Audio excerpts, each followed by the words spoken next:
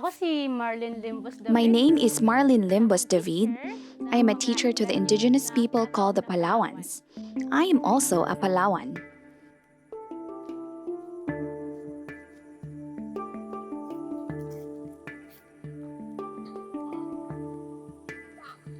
Once I asked the Palawans how they buy in the market.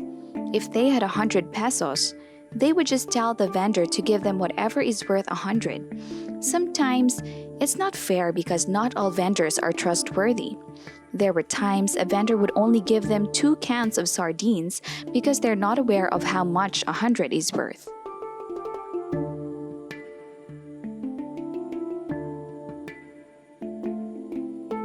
Also, the lowlanders would usually laugh at the people from the mountains. They'd say those from the mountains know nothing, so they take advantage of them. They'd say stuff like the Palawans smell bad and are illiterate. So I thought the Palawans need to be educated. And because of these problems, we have a school. This school is funded by my friends. I don't know the people who donated, but my friends raise funds so they can send monetary help for the school. I have nothing to contribute financially. All I can offer are my skills as a teacher. There are a lot of teachers, but most of them want to teach in the lowlands so they can get a higher pay. The question is, who would choose to teach the Palawans for free? I'm a Palawan too. I know how it feels not knowing anything.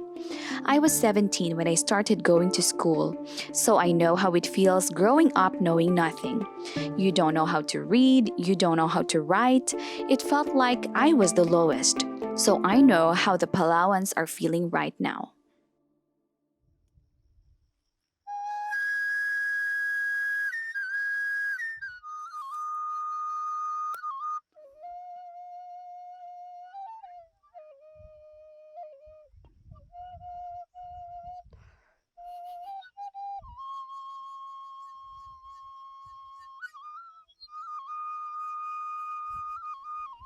I just want them to stand on their own even when I'm not there for them. That they don't need to be ashamed living in the mountains. As long as they can take care of themselves and be able to help others, that's my dream. Right now, I'm the one helping them, but when my kids get to where I am now, it will be their turn to help others.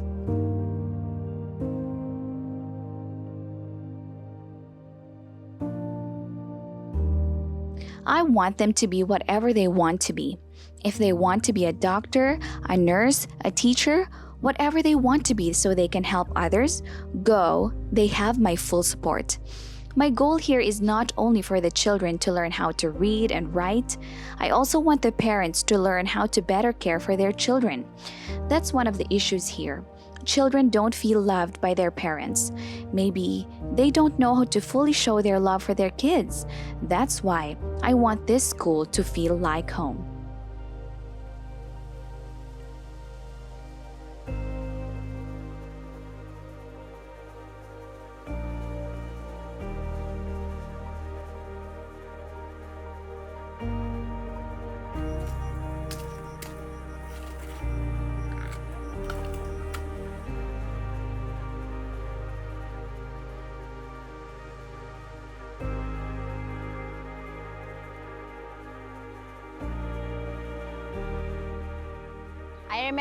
I remember it was a Saturday when I heard some ladies talking. They said there was a woman who died during childbirth. The villagers were planning to bury the baby with his mother. They believe in a superstition that if a mother dies, the baby should be buried with her.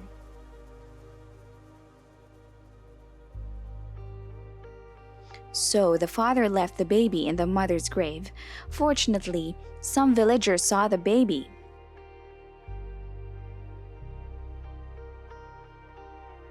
The baby's name, when translated, means abandoned.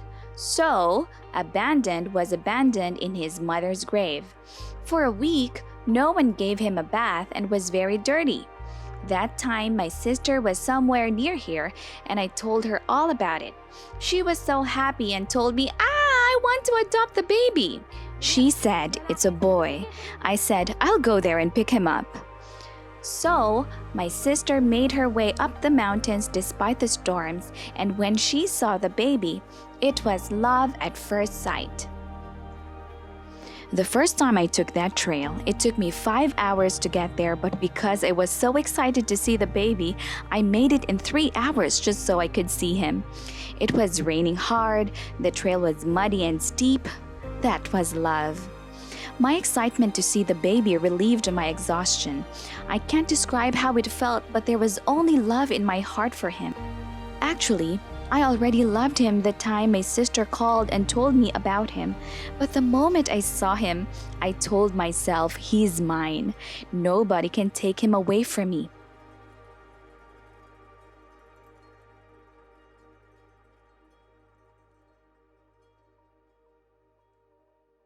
Maybe it comes naturally for us because we are orphans. We have a heart for these kinds of situations.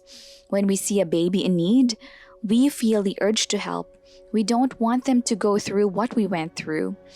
We were very young when our parents died, so we grew up without a father and a mother. We know the feeling of not having a mom and a dad. Most of all, we know the feeling of not having a home. That's why we want others to feel the love that we were deprived of.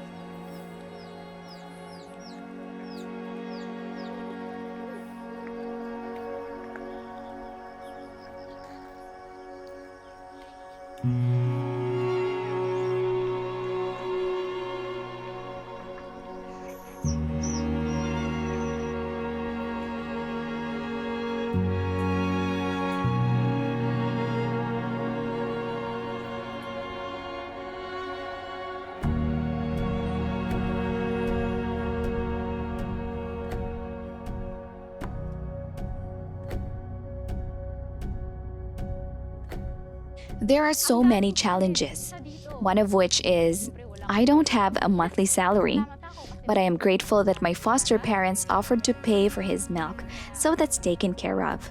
But you see, there are still other struggles. One, being a single mother, then I still have to teach at my school.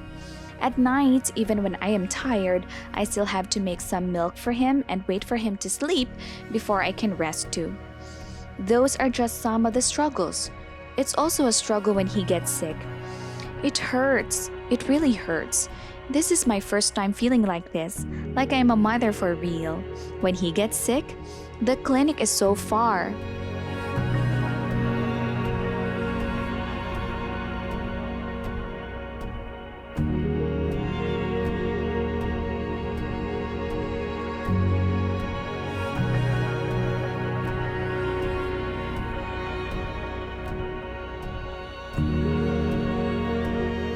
It's so hard because he's heavy and the hike is uphill. I couldn't breathe properly when he's pressing against my chest. The trail is challenging and he's heavy, but because I love him, that's what motivates me to endure the hardest parts of the trail. I can hike 10 mountains just for him. It's impossible to raise a child without love, especially he's not yours by blood. But love conquers all, even the most treacherous roads, mountains, rivers, landslides. Those are nothing. Love is stronger than any struggle you will face along the way.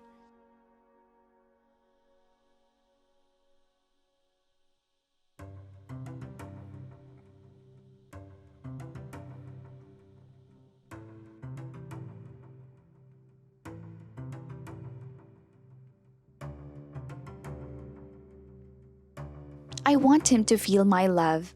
I don't want him to think that I'm not his biological mother, and I want him to grow up loving others so he can help others as well.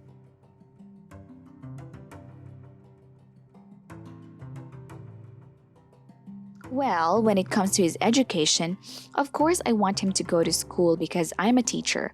But whatever he wants to be in the future, he can freely choose what course to take as long as he is able to serve others. Perhaps he can serve the village where we found him.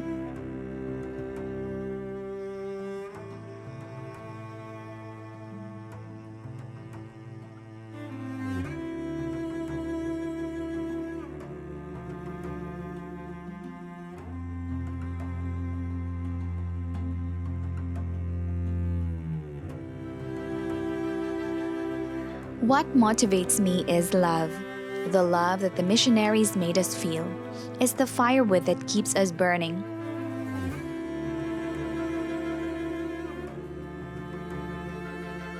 The love that fills us is what pushes us to show this love to others, to love the less fortunate like us before, to love them like how we felt from the missionaries.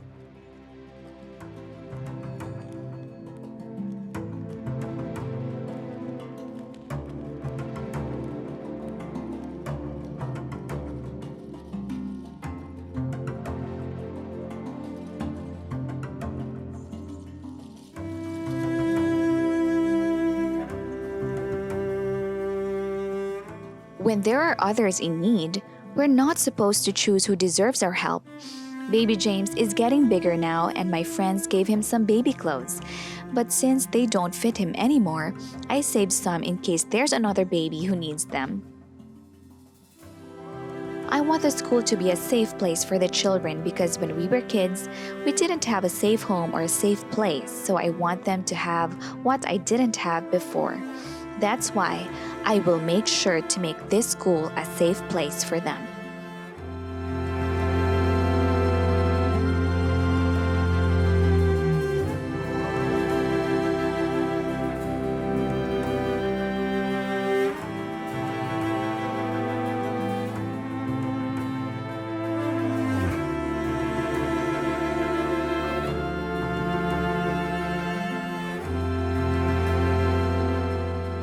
I feel happy when I see kids walking. I also imagine baby James learning to walk. Whenever I go to the store, I don't think of the things I can buy for myself anymore. I only see things I can get for baby James when he gets to a certain age. I actually struggled from depression. I felt like I was at my lowest. It felt like being underwater, drowning without a chance of getting back up. But when baby James came, he was my reason to get back up and keep going. I needed to fight off depression. I need to take care of baby James. People would say, I saved baby James. But the truth is, he saved me.